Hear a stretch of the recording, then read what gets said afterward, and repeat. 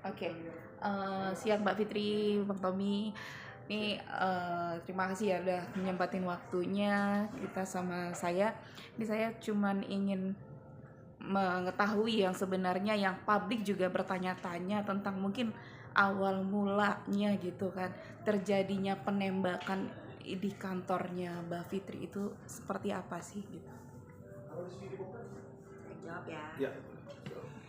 Jadi diduga ya, saya tidak bisa bilang itu penembakan karena saya belum dapat hasil dari, mohon maaf nih, dari aparat penegak hukum. Saya belum tahu apakah itu penembakan atau lemparan atau ketapel. Saya nggak bisa juga jawab itu. Saya masih menunggu dari laporan saya yang sudah saya layangkan ke Polres Tangerang Selatan, yang menurut pengamatan saya Polres Tangsel pun berkoordinasi dengan PMJ dan Bareskrim. Sampai hari ini saya belum dapat kejelasan tentang laporan saya. Untuk itu memang saya mengangkat kuasa hukum Mas Tommy sebagai kuasa hukum saya. Kenapa nih Mbak akhirnya memutuskan untuk berkolaborasi, mungkin bekerja sama dengan Bang Tommy sendiri gitu, karena kan Mbak bisa dibilang linknya lah udah nggak main-main ya gitu kan. Bukan gini ya, saya itu memang banyak teman-teman kuasa hukum, tapi saya dengan Mas Tommy ini kan punya kedekatan yang lebih daripada teman-teman saya yang kuasa hukum. Saya sudah kerjasama sama Mas Tommy, saya sudah mengenal dia juga cukup lama, sudah ribut juga, sudah baikan juga. Pada akhirnya ya namanya udah menganggap saudara, ya saya rasa memang saya pantas menunjuk Mas Tommy jadi kuasa hukum saya sekarang untuk menghadapi laporan-laporan saya. Gimana Bang Tommy? Ya, kalau itu benar ya yang dikatakan Mbak Fitri. Saat ini saya tuh diminta untuk bisa mengawal, mendampingi, bahkan nanti untuk berbicara yang sifatnya spesifik ya terhadap kasusnya yang sekarang sedang dialami, ada proses hukum dan lain-lain. Nah, sekarang ini saya resmi ya diminta untuk Mbak Fitri untuk mendampingi sebagai kuasa hukumnya.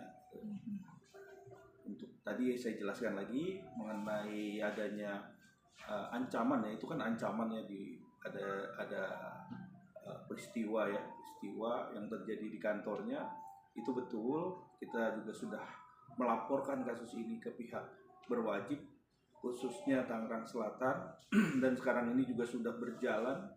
Kita juga minta labjunya juga kemarin. Mudah-mudahan dalam waktu dekat ini bisa terkuak ya siapa pelakunya. Kita masih tetap mendesak itu karena ini kan bentuk dari ancaman, jangan sampai ini terjadi yang lebih dahsyat lagi. Kita juga akan minta perlindungan juga ya, perlindungan hukum tentunya. Ini kan Mbak banyak beredar juga berita-berita juga di luar sana bahwasannya apa yang Mbak alamin itu apakah ada sangkut pautnya sama yang berita yang lagi rame saat ini atau seperti apa Mbak? Nggak tahu ya, kalau saya nggak berani menuduh ya, karena kan ini udah menjadi ranah penyidikan ya, Mas Tommy ya. Iya. Kalau pertanyaannya pasti kan menjurus ke kenapa saya segitu gencar speak up di dunia maya gitu kan. Betul. Sebetulnya dengan perkembangannya para netizen menggunakan sosial media ini kan akhir-akhir ini sangat mengerikan ya. Sangat mengerikan gitu kalau bukan kita yang meluruskan dan memberikan edukasi kepada pengguna dunia maya, siapa lagi gitu. Terlebih yang terjadi di diri saya kan, saya membiarkan masyarakat berpikir buruk tentang saya karena ujaran seseorang gitu. Buat saya sampai saya melawan ini kan ada batas kesabaran ya. Saya selalu mengedepankan ada, pertama saya diamkan, kedua saya ingatkan hal-hal baik, ketiga ya saya lawan. Karena kita ini negara berkembang, jangan sampai perkembangan pola pikir masyarakat Indonesia juga akhirnya menjadi bola liar ya, kalau saya tidak mengklarifikasi atau tidak meluruskan semua berita buruk terhadap saya dan keluarga saya. beda dengan negara maju. Kalau negara maju mungkin ya sudah lah gitu. Ya udah hanya sekedar berita. Kalau di Indonesia kan enggak ya. Yang tadinya ragu jadi percaya, yang percaya jadi benci. Padahal itu semua fitnah. Itu tujuan saya, membuat berita berimbang gitu. Maksudnya kalau kita sudah melakukan hal-hal itu tadi, didiamkan, diingatkan kebaikan, nggak bisa ya harus bela diri. Itu sangat penting sih untuk pengguna sosial media di Indonesia menurut saya.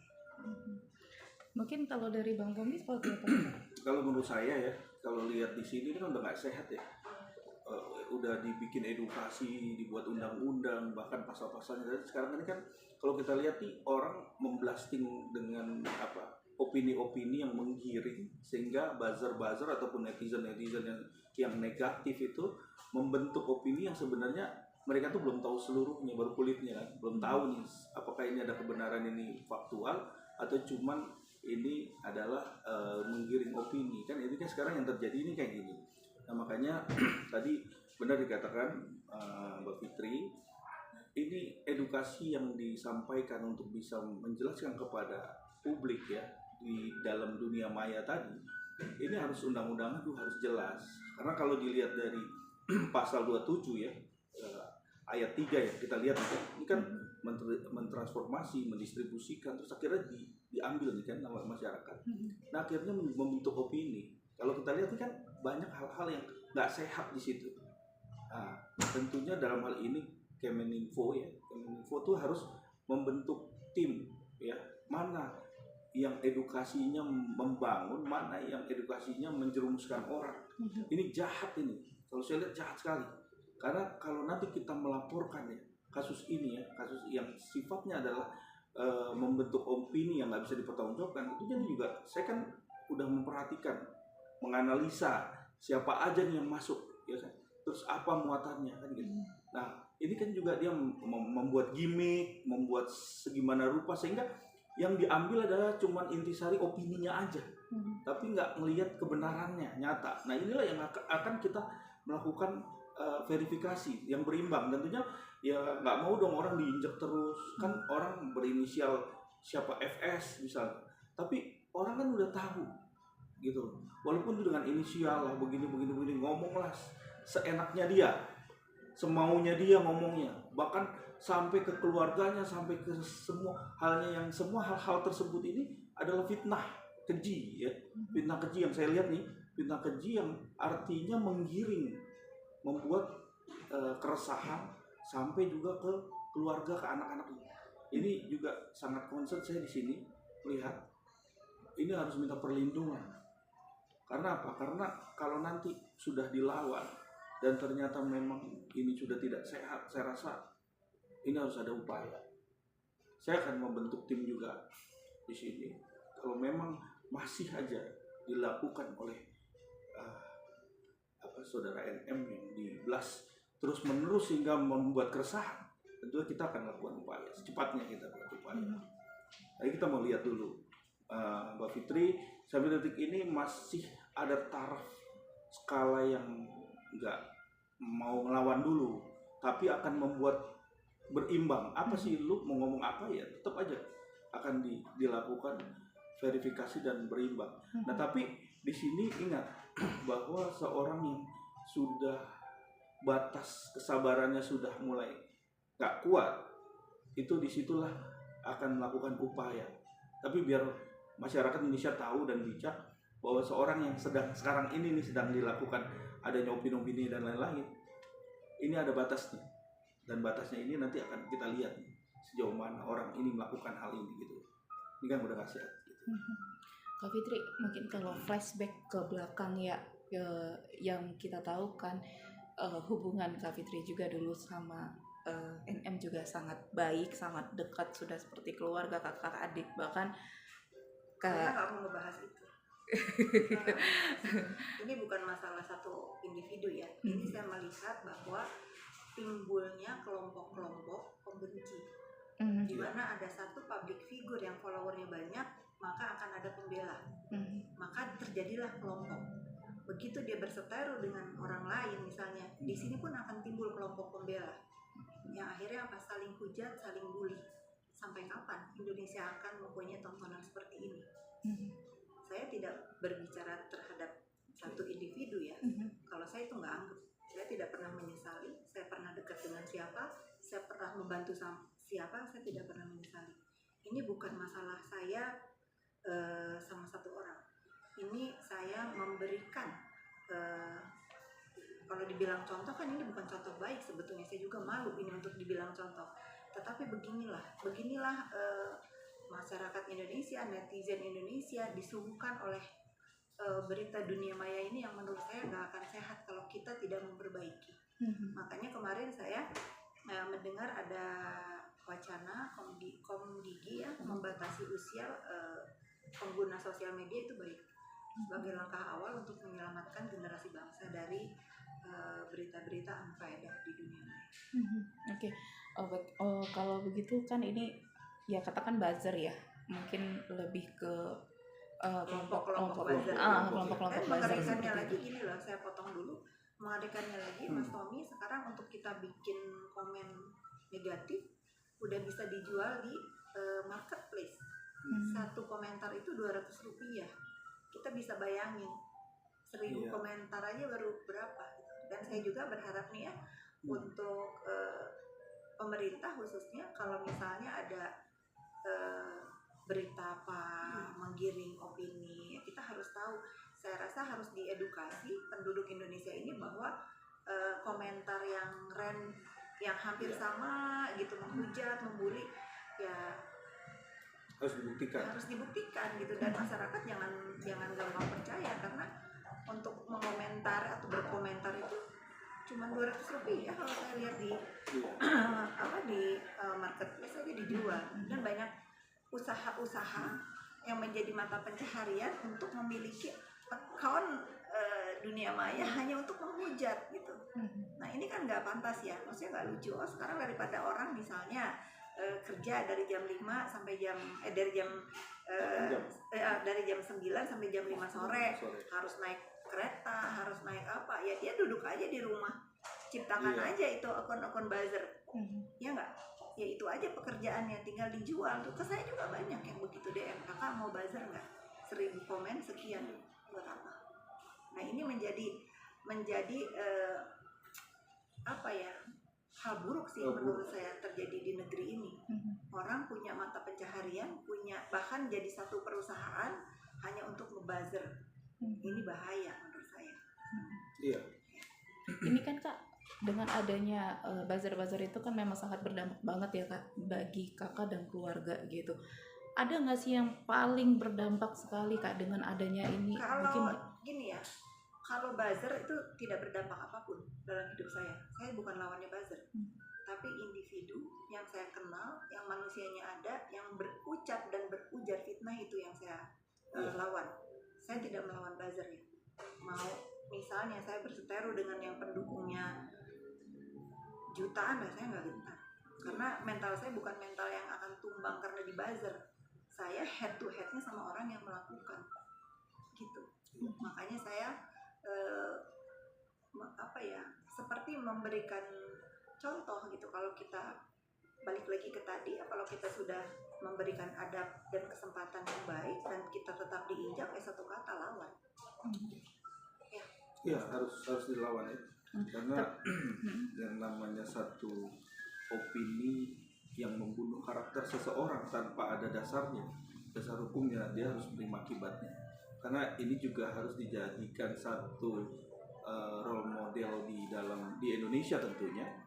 Ini harus dibuat tim ya, harusnya dibuat tim. Kita juga lagi minta, saya lagi mau buat perlindungan terhadap orang-orang yang dalam posisi sekarang ini dalam masa yang dibuzzer tapi tidak mempunyai satu alat bukti untuk cukup buat bisa dilaporkan, karena dia pakai gimmick, pakai macam-macam lah, inisial dan lain-lain ya.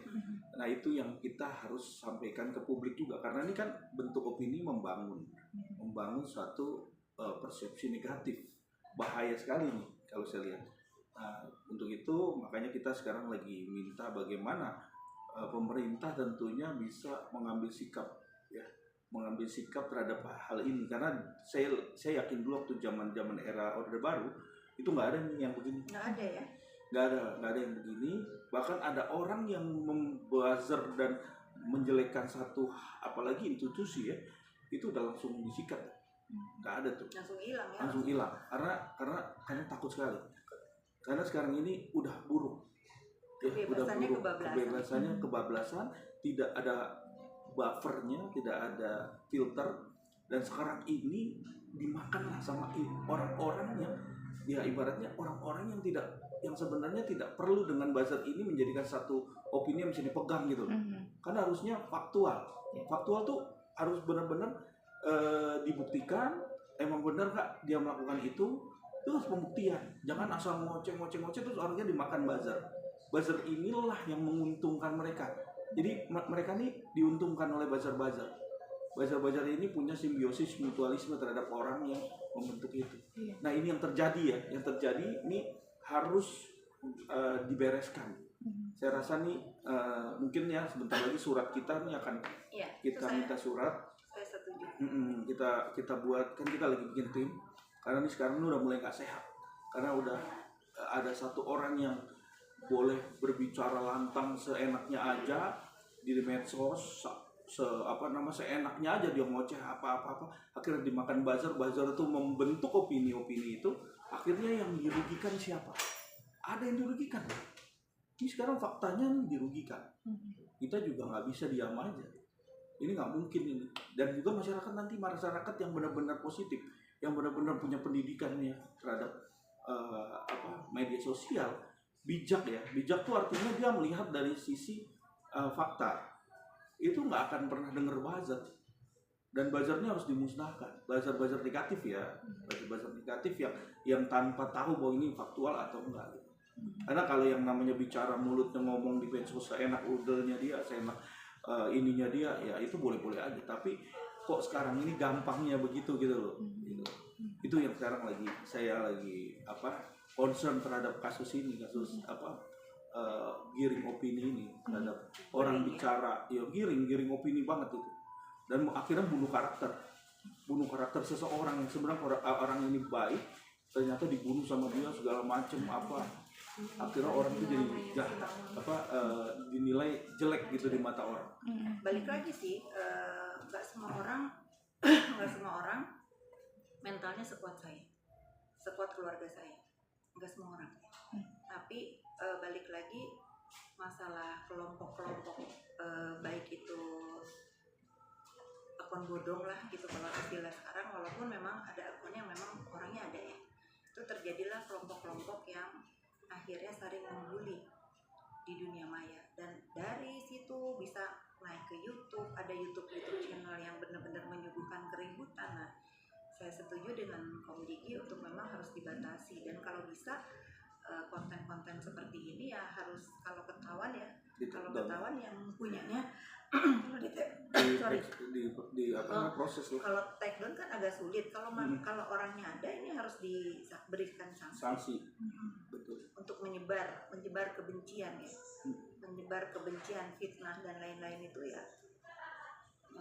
Walaupun ini akan sulit, tapi yang memang harus diperangi. Artinya nih akan ada rencana nggak mungkin mau pertemuan dengan Bu Mutia sendiri mungkin dengan kasus ini? Saya nggak tahu kalau itu. Hanya sebagai masyarakat Indonesia dan yang memang saya juga mengalami kejadian bullying di dunia maya, saya dan keluarga, saya hanya menyarankan. Masalah dimintain pendapat atau enggak, saya rasa nggak perlu dimintakan pendapat. Kalau memang ini untuk kemajuan bangsa, ya saya akan lakukan. Karena kejahatan atau yang harus concern itu bukan hanya anak-anak atau narkoba ya, yang harus kita peduli nih untuk generasi bangsa ini lebih bahaya. Mental health itu lebih bahaya. Karena bisa dinikmati, bisa dilihat di mana aja, kapan aja gitu. Mudah diserap ya. Mudah diserap. Berarti ini yang menyebabkan kakak akhirnya terus gencar untuk posting di sosial media, di story, karena kita lihat tuh kakak tuh kayak benar-benar emosinya tuh tercurahkan gitu kak. Iya, bukan masalah itu ya sebetulnya. sebetulnya lebih ke akhirnya ternyata didiamkan untuk berita yang nggak baik itu nggak boleh juga gitu, karena saya tidak hidup sendiri, saya punya suami, saya punya anak, saya punya keluarga gitu, yang seolah-olah saya membiarkan diri saya terbuli gitu. Itu kan nggak baik juga ya. Kecuali yang dikatakan benar, saya akan diam. Semua yang dikatakan kan nggak benar di dunia maya ya. Saya tidak menuduh satu individu, tapi akhirnya menjadi berita, siapapun enak aja memfitnah saya. Bang Tommy, ini kan sebagai kuasa hukum dari Kak Fitri sendiri, melihat ini kan udah benar-benar jadi sorotan publik ya, ini kasus ini gitu, apalagi satu individu tersebut gitu. Nah, apa sih benarnya nanti langkah mungkin selain membentuk tim, mungkin akan memberi jerah atau seperti apa mungkin? Yang pertama adalah sekarang ini kan bertubi-tubi dilakukan suatu penggiringan opini, ujar kebencian dan lain-lainnya. Nah sekarang dalam hal ini Komdiji ini kan kita akan surati, kita minta tolong, minta perlindungan. Bagaimana cara mereka-mereka ini kok masih bisanya gitu melakukan itu. Ini kan penting sekali, ini edukasi juga dibuat masyarakat. Nah ini juga harus di-concern oleh pemerintah tentunya, dalam hal ini Kominfo. Ini membentuk suatu tim apa sih sebenarnya, kalau memang ini adalah menggiring opini negatif sehingga dia keluar-keluar seenak, tandanya media sosial ini menjadi jembatan dia melakukan tindak kejahatan. Ini kan kejahatan tapi berselimut dengan gimmick-gimmick tadi. Nah itu kan itu jahat. Makanya nih bagaimana cara memerangin ini pemerintah harus turun tangan.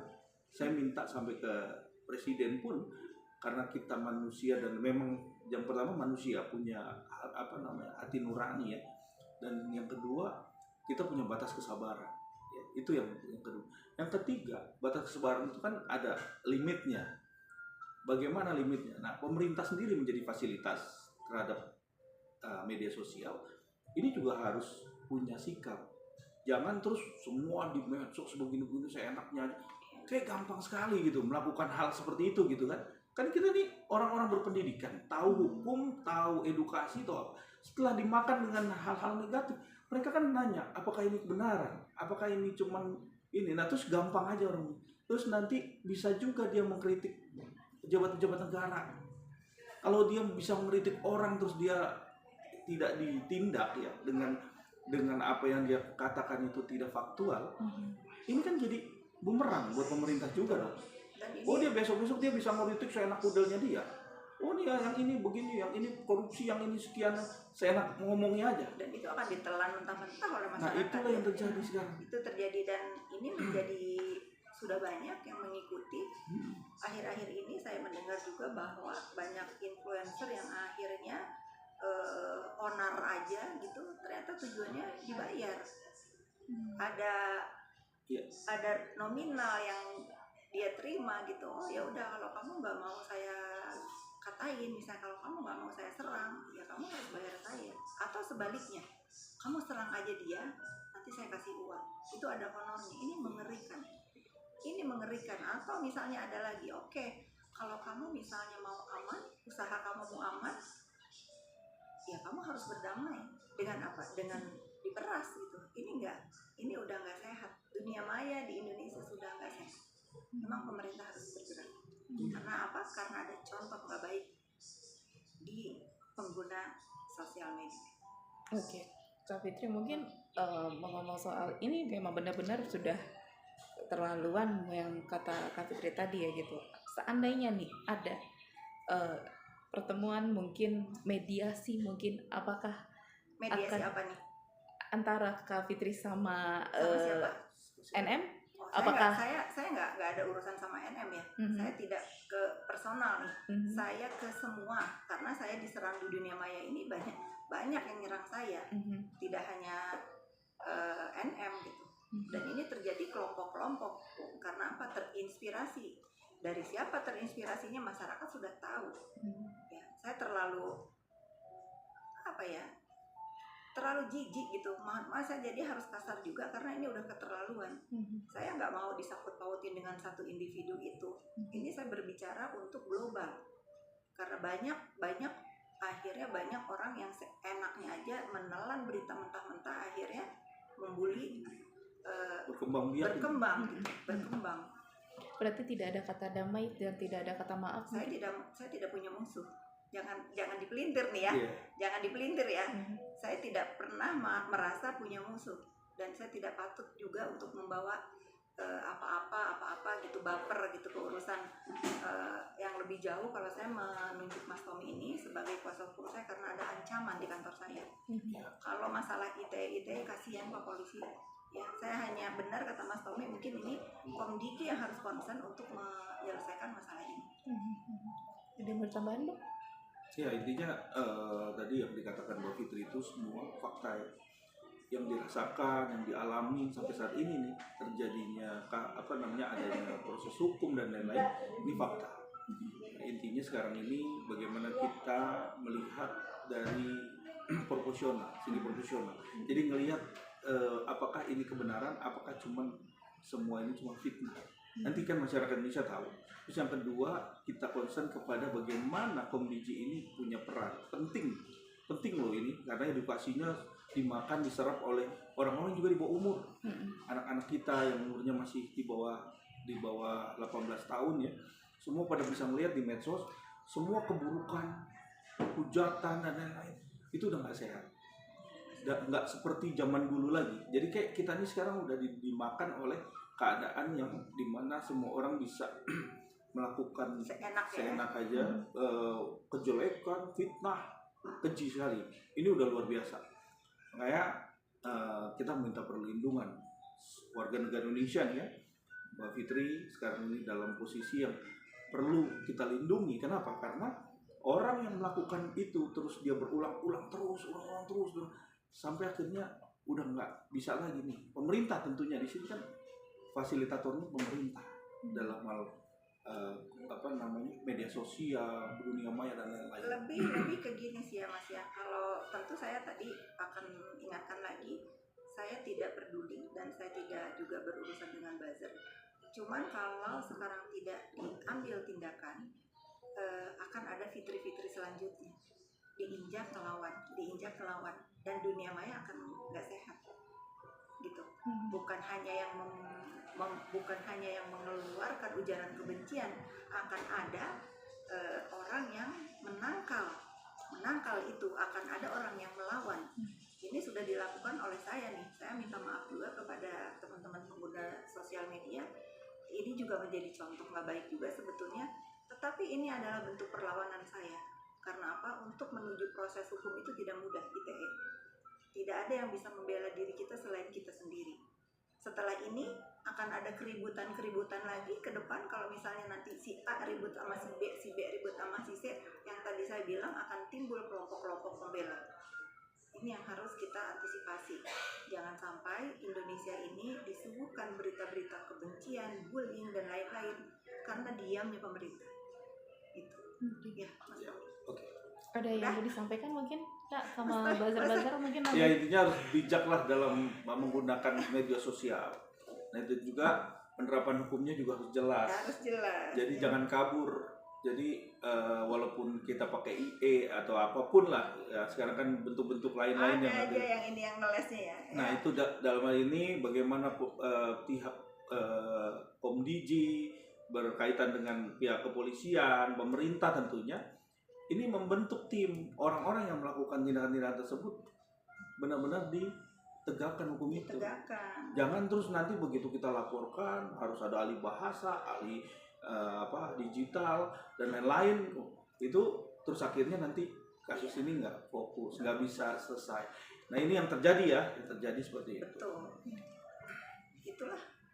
Oke. Beres ya? Oke, beres. Oke ya.